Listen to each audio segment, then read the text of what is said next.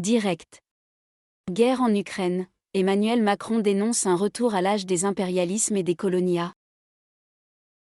Le chef de l'État, qui s'exprime à New York, lors de la 77e Assemblée générale des Nations unies (ONU), estime par ailleurs que l'invasion russe en Ukraine devient menaçante pour la paix en Europe et celle du monde. Violences faites aux femmes. Julien Bayou, mis en cause, lâche la coprésidence des écologistes à l'Assemblée.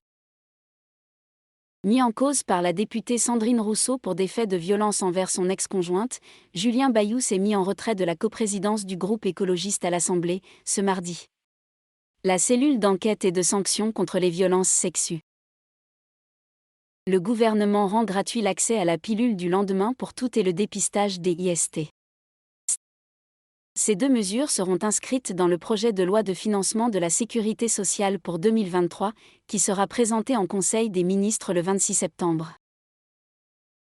Procès du drame de Millas, je ne sais plus ce qui est réel. Les douloureux témoignages des survivants.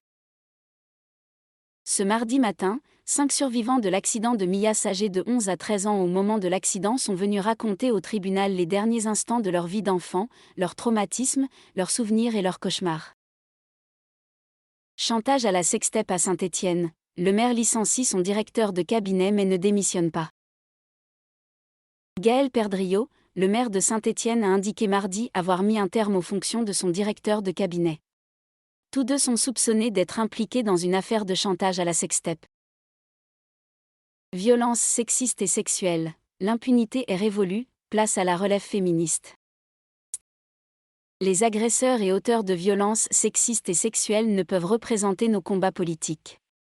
Puisque les hommes semblent incapables de faire mieux, il est temps de passer la main, plaide le collectif d'IS Relève féministe. Vidéo. Affaire Quatennens. Elisabeth Borne juge extrêmement choquante la réaction de Jean-Luc Mélenchon après son tweet polémique. On n'est pas à une outrance près, a ajouté la première ministre, en marge de la présentation du plan vélo mardi.